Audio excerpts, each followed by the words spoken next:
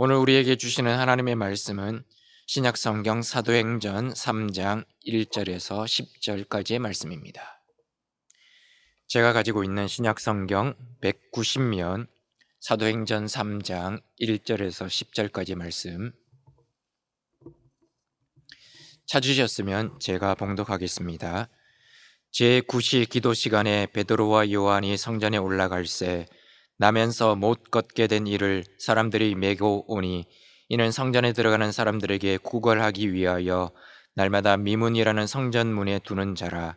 그가 베드로와 요한이 성전에 들어가려 함을 보고 구걸하거늘 베드로가 요한과 더불어 주목하여 이르되 우리를 보라 하니 그가 그들에게서 무엇을 얻을까 하여 바라보거늘 베드로가 이르되 은과 금은 내게 없거니와 내게 있는 이것을 내게 주노니 나사렛 예수 그리스도의 이름으로 일어나 걸으라 하고 오른손을 잡아 일으키니 발과 발목이 곧 힘을 얻고 뛰어서서 걸으며 그들과 함께 성전으로 들어가면서 걷기도 하고 뛰기도 하며 하나님을 찬송하니 모든 백성이 그 걷는 곳과 하나님을 찬송함을 보고 그가 본래 성전 미문에 앉아 구걸하던 사람인 줄 알고 그에게 일어난 일로 인하여 심히 놀랍게 여기며 놀라니라.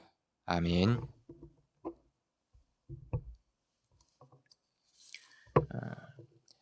아일랜드 출신이자 영국 소설가였던 오스카 와일드가 쓴 단편 그날 이후라는 단편이 있습니다.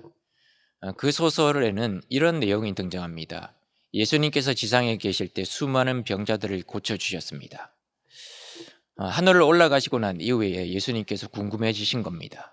과연 그 사람들이 어떻게 달라졌을까?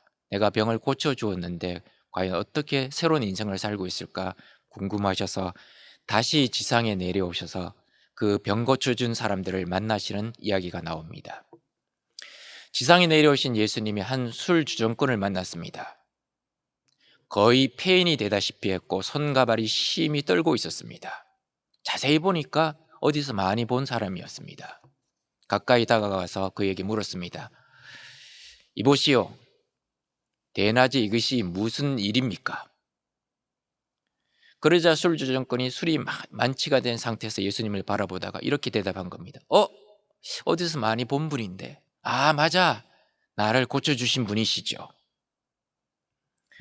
내가 절름발이었을 때 당신께서 나를 건강한 다리로 고쳐주셨지요. 그렇게 절름발이었을 때는 구걸하며 살아도 부끄럽지 않고 그런 대로 그냥 살아갈 수 있었는데 당신께서 나를 고쳐주시고 난 이후에 제가 걷게 되니까 이제는 구걸할 수도 없게 되었고 그리고 마음에 맞는 직장을 구하려고 해도 직장을 구할 수가 없었습니다. 평생 남에게 구걸하듯 살다 보니까 뭔가를 일을 할 수가 없었습니다. 그러다 보니까 직장도 못 구하고 일거리도 없고 그렇게 허둥지둥 이렇게 그냥 허송세월을 보내다 보니까 그냥 이렇게 술을 마시게 되었고 이렇게 술주정꾼이 되고 말았습니다. 그렇게 대답했던 것입니다. 예수님은 안타까운 마음을 가지고 이제 갈릴리로 향하셨습니다.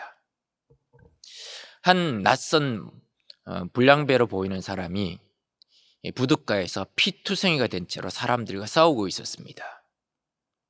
가까이 가서 그 사람을 말리면서 물었습니다. 아니 이보시오, 이렇게 대낮에 이게 무슨 일입니까? 서로 말로 할 수 있지 않겠습니까? 그러자 그 사람이 예수님을 바라보면서 이렇게 말했습니다. 나를 고쳐주신 분이시죠? 내가 전에는 앞을 못 보던 시각장애인이었을 때 진흙으로 내 눈에 바르셔서 내 눈을 뜨게 해주신 분이시죠. 그때는 정말 너무 기뻤고 온 세상을 가진 것처럼 너무 신이 났습니다. 그런데 정작 눈을 감고 있을 때는 몰랐었는데 눈을 뜨고 보니까 정말 차마 눈 뜨고 못 볼 일들이 너무 많이 보이는 겁니다. 그래서 세상이 어떻게 이럴 수 있을까? 자꾸 화풀이를 하다 보니까 사람들과 주먹질을 하게 되었고 싸움을 벌이게 되어서 결국 날마다 하는 일이라는 것은 자꾸 사람들에게 시비를 걸어서 이렇게 싸움을 하는 일밖에 일어나지 않게 되었습니다.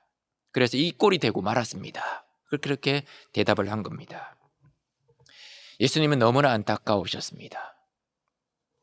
이 사람들은 예수님을 통해서 병 고침을 받았습니다.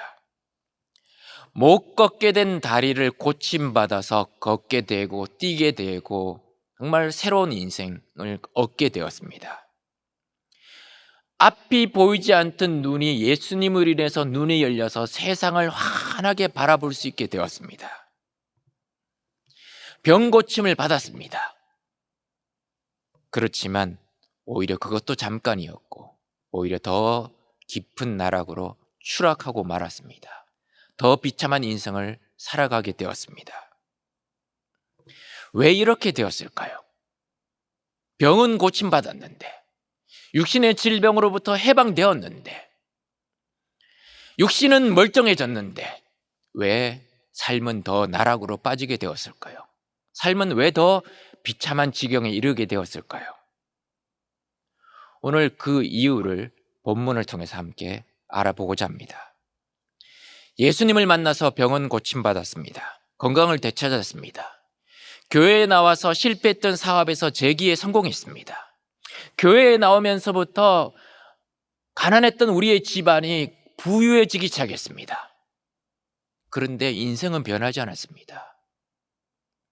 환경은 달라졌고 삶은 조금 나아졌지만 내 인생 자체는 변하지 않았던 그 이유가 무엇인지 오늘 본문을 통해서 함께 생각해 보고자 합니다. 베드로와 요한은 제9시 기도 시간에 성전에 기도하러 올라갔습니다.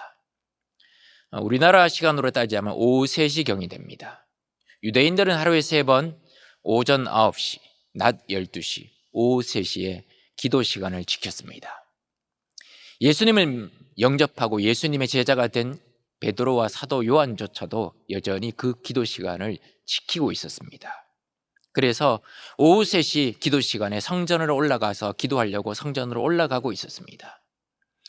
두 사도는 사실 교회를 이끌어가기에, 예루살렘 교회를 이끌어가기에 참으로 바빴습니다. 너무 하는 일들이 많았습니다. 말씀을 전하고 기도하고 구제하고 하는 일들이 너무나 바빴습니다. 게다가 하루에 3,000명이 넘는 사람들이 새롭게 세례를 받고 예수를 믿고 교회 안에 들어오자 그들을 돌보는 일로 너무 숨 쉴 틈이 없을 만큼 바빴습니다. 그렇지만 두 사도는 기도 시간을 빼지 않고 기도 시간을 놓치지 않고 지키고자 성전으로 올라가고 있었습니다. 어떻게 보면 그들은 기도가 습관이 되었습니다. 습관적인 기도가 사실은 그들의 사역에 힘이었고 그들을 사역을 감당할 수 있는 근본적인 원인이었던 겁니다. 그때 성전 문 앞에서 한 사람을 만납니다. 태어나면서부터 못 걷게 된 사람을 만나게 됩니다. 사람들에게 구걸하기 위해서 성전 문 앞에서 사람들에게 손을 벌리고 있는 한 사람을 만나게 됩니다. 이 사람에게는 두 가지 특징이 있습니다. 첫 번째는 성전 문 앞에 있습니다. 그렇지만 그는 성전을 등지고 있었습니다. 하나님을 등지고 있었습니다. 이 사람의 나이는 약 사도행전 4장 22절에 보면 40여세쯤 되었다라고 이야기합니다. 40여세. 태어날 때부터 걸어본 적이 없는 장애인으로 40년을 살았습니다. 언제부터인지는 모르지만 사람들이 그를 메고 와서 성전 문 앞, 미문 앞에 두었습니다. 그리고 하루 종일 성전을 들어가는 사람들이 그 구걸하는 인생을 살았습니다. 아마 수십 년 동안 그곳에서 날마다 사람들에게 구걸하기 위해 그곳에 있었습니다. 성전 문 앞에. 이 사람이 있는 성전 미문은 우리나라 말로 번역하면 아름다운 문이라는 뜻이 있습니다. 정말 이 문은 아름다울 뿐만이 아니라 높이가 23m에 이를 만큼 웅장하고 거대한 문입니다. 금과 은으로 입혀진 황동으로 만들어진 문이라고 합니다. 그리고 그래서 이 문이 얼마나 웅장하고 장엄한지 몰랐습니다.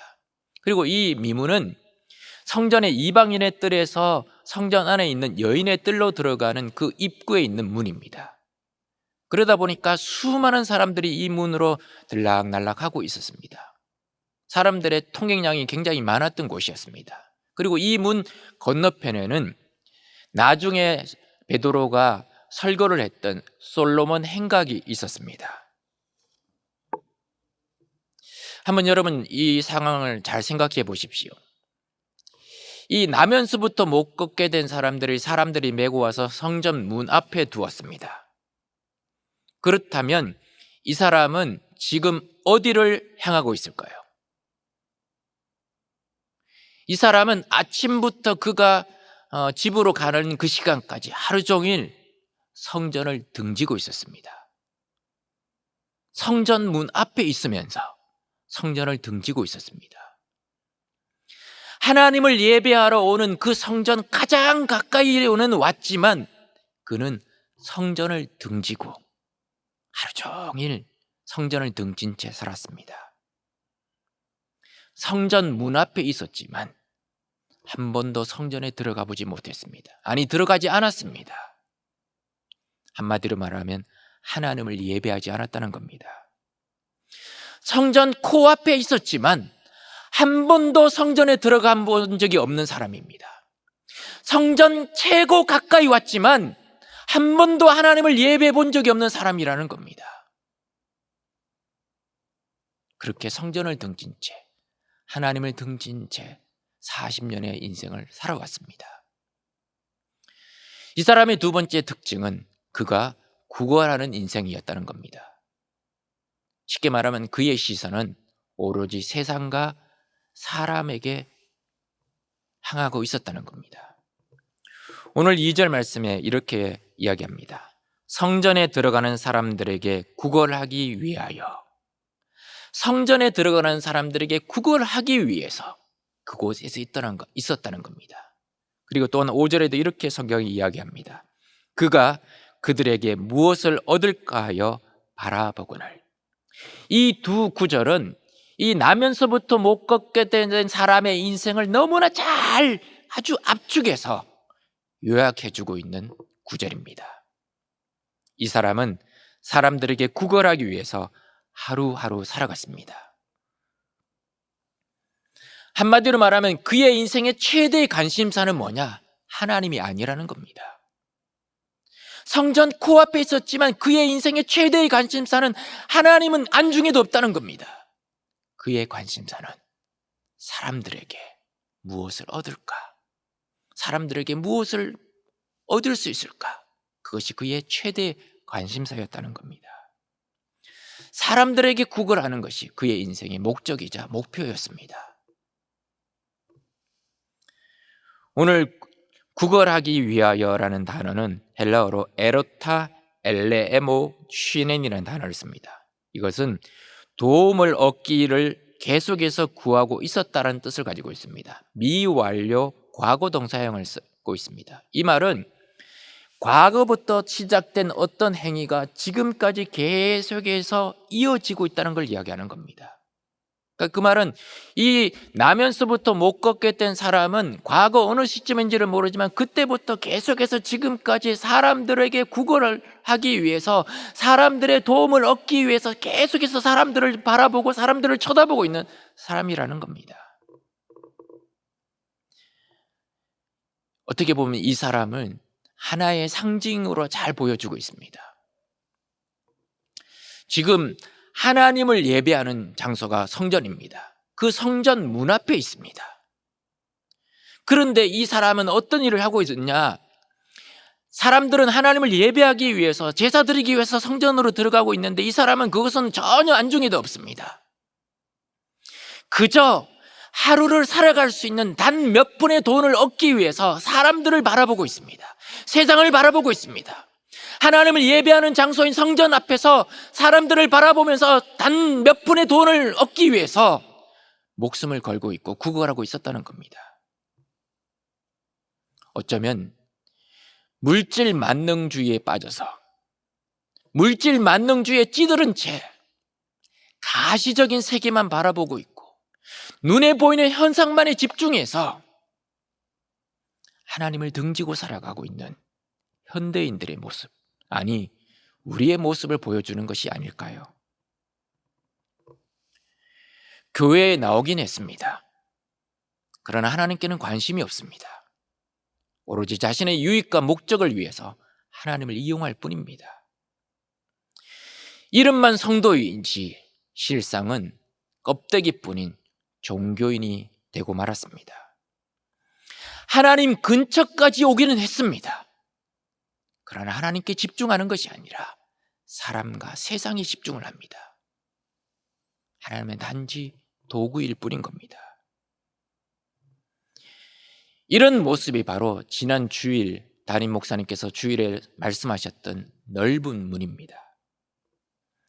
성전 가까이는 왔지만 하나님을 찾는 것보다 사람을 찾는 것이 더 편하고 더 쉽고 더 유익한 것처럼 보입니다. 성전 문 앞까지는 왔지만 눈에 보이지 않는 하나님을 향하는 것보다는 하나님을 등지고 사람들에게 구걸하는 것이 내게 더 유익한 것처럼 보여집니다. 그래서 그 길을 가고 있습니다. 그리고 그 길은 많은 사람들이 여전히 가고 있는 길이고 찾기 쉽고 편한 길입니다. 나면서부터 못 걷게 된 사람도 역시 이런 넓은 문, 넓은 길로 가고 있는 인생이었습니다. 40년 동안 그는 별 고민이 없었습니다. 별 문제 없이, 의식 없이 매일 아침 되면 눈 뜨면 여전히 그 자리에 와서 그냥 그렇게 살아갔습니다. 그것이 멸망으로 인도하는 넓은 문인지도 모르고 그 자리에 서서 그 자리에 앉아서 그냥 그렇게 하루하루를 보내었던 겁니다. 베드로와 요한을 만나기 전까지 그랬습니다. 베드로와 요한이 그를 만났습니다. 그리고 그에게 이렇게 이야기합니다. 오늘 6절 말씀에 보시면 은과 금은 내게 없거니와 내게 있는 이것을 내게 주노니 나사렛 예수 그리스도의 이름으로 일어나 걸으라고 외칩니다. 오늘 베드로가 그에게 말합니다. 은과 금은 내게 없다라고 이야기합니다. 실제로 이 두 사도에게는 은과 금이 없었습니다. 물질적으로 풍요로운 사람인들이 아니었습니다. 경제적으로 도움을 줄 수 있는 형편이 아니었다는 겁니다. 그런데 이 말에는 두 가지 내면적인 의미가 있습니다. 첫 번째는 은과 금이라는 표현은 그 당시 금과 은으로 장식되어서 호화스럽고 사치스러운 미문처럼 껍데기만 남아있는 형식적인 종교로 타락하고만 유대교를 빗대는 것이었습니다. 왜냐하면 이 사건의 배경이 되는 미문은 성전으로 들어가는 입구입니다. 그리고 그 문은 금과 은으로 장식된 아주 웅장하고 화려한 문입니다. 그렇지만 정작 유대교는 화려한 그 외양만큼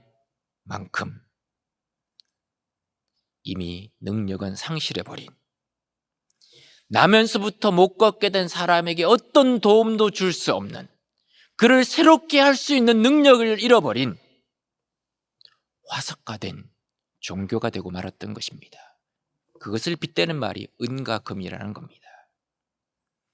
두 번째, 없거니와라는 이 말은, 내게 없거니와라는 이 말은 오히려 반어법적으로 지금 우리가 너에게 행할 일은 단순히 물질적 차원의 동정이나 한 푼의 도움이 아니라 그것 이상의 큰 일이라는 것을, 위대한 일이라는 것을 암시해 주고 있다는 겁니다. 실제로 베드로는 이 나면서부터 못 걷게 된 사람을 예수 그리스도의 이름으로 일어나 걷게 했습니다. 기적을 일으켰습니다. 베드로가 이렇게 외쳤습니다. 내게 있는 것으로 내게 주노니 나사렛 예수 그리스도의 이름으로 일어나 걸으라고 외쳤습니다. 나사렛 예수 그리스도의 이름으로라고 외쳤습니다. 그런데 오늘 본문에 나오는 나사렛 예수 그리스도의 이름으로라는 이 단어는 사실은 잘못 해석될 수 있는 뉘앙스가 있습니다. 마치 예수 그리스도의 이름이 병을 고침받게 하는 수단인 것처럼 느껴지게 만들 수 있는 오해의 여지가 있다는 겁니다. 그러나 원문에는 의로란 뜻이 아니라 안이란 뜻의 n이란 단어를 씁니다. 그러니까 쉽게 말하면 예수 그리스도 안에서 일어나 걸으라고 외쳤다는 겁니다. 예수 그리스도가 수단이 아니라 예수 그리스도가 목적이라는 겁니다. 유대 사회에서의 이름은 지금도 우리도 마찬가지지만 그 사람의 인격 전체를 나타내는 것이자 그 사람의 능력을 이야기하는 겁니다. 그런 의미에서 예수의 이름은 성도가 신앙생활하는 데 있어서 어떤 일을 이루기 위한 수단이 아니라 영원히 추구해야 할 목적인 것입니다. 베드로가 이렇게 외쳤습니다. 나사렛 예수 그리스도의 이름으로 일어나 걸으라고 외치면서 은과 금은 내게 없다라고 이야기합니다. 이 두 가지를 적절하게 대조를 시켰던 겁니다. 은과 금은 외형적인 것에만 치우쳐 있는 예루살렘 성전과 영적으로 피폐해진 유대교를 상징하는 겁니다. 겉으로는 화려합니다. 겉으로는 많은 것을 가지고 있는 것처럼 보여집니다. 그러나 아무것도 능력을 발휘할 수 없는 껍데기뿐인 유대교를 이야기하는 겁니다. 그러나 나사렛 예수 그리스도의 이름, 초라한 나사렛에서 살았던 그 예수 그리스도의 이름은 사실상 엄청난 복음의 능력을 말하는 것입니다. 예수님은 살아생전에 성전을 무너뜨리고 사흘 만에 다시 짓겠다고 말씀하셨습니다. 그리고 십자가에서 죽으신 후에 3일 만에 부활하셔서 자신이 성전이 되심으로 예수님은 그 말씀을 이루셨던 것입니다. 이 두 가지 단어가 오늘 베드로의 말을 통해서 대조가 이루고 있는 것입니다.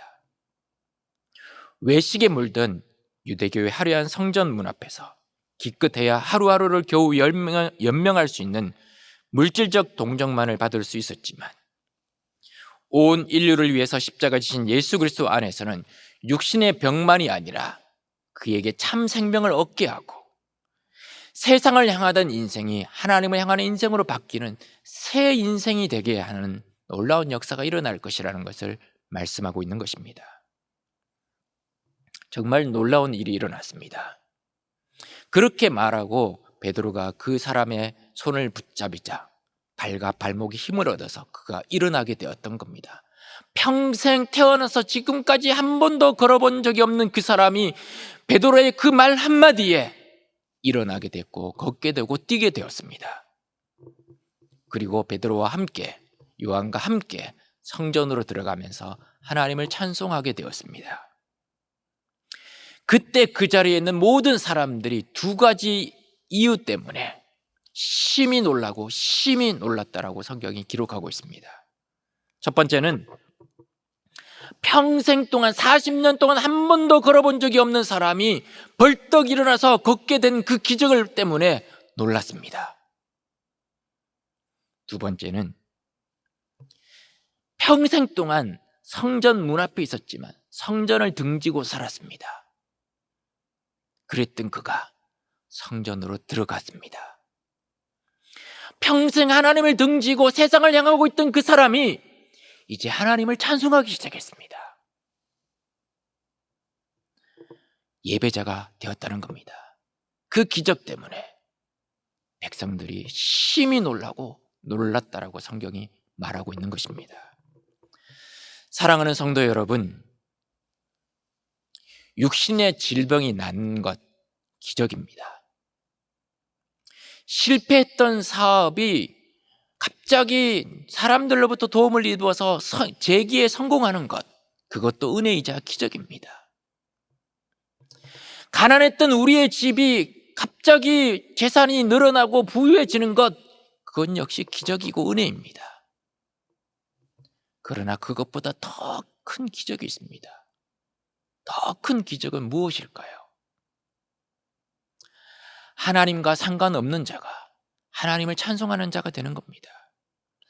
성전을 등진 인생이 성전으로 들어가는 인생이 되는 겁니다. 세상과 사람에게 관심이 있었던 그 사람이 하나님을 예배하는 사람이 되는 것이 진정한 기적인 것입니다. 병만 나은 것이 아닙니다. 그의 세계관이 달라진 겁니다. 그의 인생의 목적이 달라진 겁니다. 그의 인격이 달라진 겁니다. 새 사람이 된 겁니다. 그것이 그에게 일어난 진정한 기적인 것입니다. 무엇이 한평생 동안 성전 코앞에 있으면서도 성전을 등진 채 살아갔던 그 사람을 성전으로 들어가게 만들었을까요? 어떻게 해서 그는 세상과 사람들에게 관심이 있어서 사람들에게 도움을 받고 사람들이 뭔가를 주기만을 바라고 계속해서 그렇게 구걸하던 인생이 하나님을 예배하는 사람이 되었을까요? 그게 바로 예수 그리스도의 이름의 능력입니다. 그 이름이 못 걷게 된 자를 걷게 만들었습니다. 그 이름이 하나님을 등진 인생을 하나님을 향하게 만들었습니다. 사람들에게 구걸하는 인생을 하나님께 찬송하는 인생으로 만들었습니다. 세상과 사람을 예배하던 인생에서 하나님을 예배하는 인생으로 변화시킨 것입니다. 중세의 신학자인 토마스 아퀴나스가 이런 얘기를 했습니다. 초대 교회는 은과 금은 내게 없거니와 내게 있는 이것을 내게 주노니 나사렛 예수 그리스도 이름으로 일어나 걸으라고 하는 그 능력이 있었습니다. 그러나 오늘날의 우리 교회는 금으로 기둥을 만들고 대리석으로 바닥을 깔아서 엄청난 하나님의 집을 지었습니다. 우리의 교회는 땅도 있고 건물도 있습니다. 은과 금은 이제 우리에게 있습니다. 그러나 나사렛 예수 그리스도의 이름의 능력은 잃어버렸습니다. 사랑하는 성도 여러분, 교회의 본질은 은과 금이 아닙니다. 교회의 본질은 예수 그리스도의 이름의 능력입니다. 교회는 나사렛 예수 그리스도 이름의 능력을 소유하고 그 능력을 전하는 곳입니다. 그 이상도 그 이하도 아닙니다.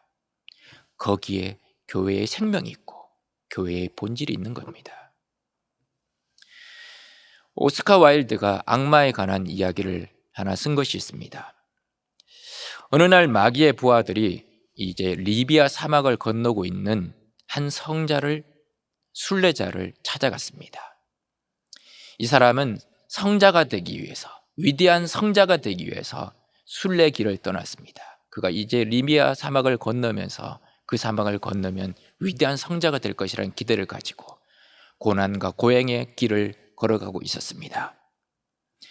마귀의 부하들이 이 순례자의 발걸음을 멈추기 위해서 여러 가지 방법으로 그를 유혹했습니다. 이성으로 유혹을 했습니다. 돈으로 유혹을 했습니다. 권력으로 유혹을 했습니다. 여러 가지 방법을 동원해서 그를 유혹했지만 이 순례자는 전혀 꿈쩍도 하지 않고 이 순례자의 마음은 돌아서지 않았습니다. 결국 마귀의 전략은 다 실패하고 말았습니다. 그 사정을 대장 마귀에게 보고하자 대장 마귀는 그 부하들에게 잠자코 나를 따라오라고 하면서 길 가던 순례자에게 접근했습니다. 그리고 순례자의 귀에 아주 작은 소리로 한마디를 속삭였습니다. 그러자 순례자가 당장 그 걸음을 멈추고 화가 난 채로 집으로 돌아가고 말았습니다. 부하들이 그 마귀 대장에게 물었습니다. 아니 어떻게 아주 작은 말 한마디에 그렇게 저 사람을 돌아가게 할 수 있었습니까? 도대체 무슨 말씀을 하신 겁니까? 물었습니다. 그러자 이 마귀 대장이 빙그레 웃으면서 이렇게 이야기했습니다. 그건 아주 간단하지. 나는 순례자에게 이렇게 말했다. 네 동생이 방금 알렉산드리아에서 대주교가 되었다. 그렇게 말 한마디를 했다는 겁니다. 그러자 이 순례자의 마음속에 깊이 숨겨졌던 질투심, 투기심이 올라와서 열을 받아서 그 순례를 멈추고 집으로 돌아갔다는 겁니다. 사랑하는 성도 여러분, 우리는 우리 자신을 바꿀 수 있는 능력이 우리에게 없습니다. 아무리 위대한 순례자고 위대한 성자라도 작은 것 하나에 걸려 넘어질 수 있습니다. 그게 우리의 모습입니다. 우리의 성품, 우리의 노력, 우리의 의지, 어떤 것으로도 우리를 변화시킬 능력이 우리에게는 없습니다. 아주 작은 일에도, 아주 작은 돌멩이에도 걸려 넘어지는 것이 우리의 모습입니다. 그렇기 때문에 언제든지 마귀의 유혹 앞에 넘어질 수 있는 존재가 우리입니다. 그렇지만 우리를 변화시킬 수 있는 유일한 길은 예수 그리스도의 이름에 있습니다. 그 이름 안에 있을 때 우리는 새로운 존재가 될 수 있습니다. 그 이름 안에 있을 때 하나님과 상관없던 인생도 하나님을 바라볼 수 있게 됩니다. 세상을 향하고 있던 인생도 하나님을 예배하는 사람이 될 수 있게 만들어 주시는 것입니다. 오직 예수 그리스도만이 우리 인생의 유일한 해결점이자 변화의 원동력입니다. 그래서 성경 고린도후서 5장 17절은 우리에게 이렇게 말합니다. 그런즉 누구든지 그리스도 안에 있으면 새로운 피조물이라. 이전 것은 지나갔으니 보라 새 것이 되었도다. 다시 이야기합니다. 40년 동안 평생 동안 성전 문 앞에 있었지만 한 번도 성전으로 들어가지 않았던 그 인생, 40년 동안 하나님을 등진 채 세상을 향해서 관심을 가지고 있고 세상 사람들에게 도움을 구했던 그 인생, 예수 그리스도의 이름 안에서 그는 병을 고침받았고 인생이 새로워지게 되었고 하나님을 예배하는 자가 되었고 하나님을 찬송하는 자가 되었습니다. 그것이 성경의 증언이자 기독교 역사의 증언입니다. 오늘도 그 이름이 우리를 변화시키고 우리를 새롭게 하는 능력인 것입니다. 기도하시겠습니다. 하늘에 계신 우리 아버지여, 이름이 거룩히 여김을 받으시오며 나라의 임하옵시며 뜻이 하늘에서 이루어진 것 같이 땅에서도 이루어지이다. 오늘날 우리에게 일용할 양식을 주옵시고 우리가 우리에게 죄 지은 자를 사하여 준 것 같이 우리 죄를 사하여 주옵시고 우리를 시험에 들게 하지 마옵시고 다만 악에서 구하옵소서. 대개 나라와 권세와 영광이 아버지께 영원히 있사옵나이다. 아멘.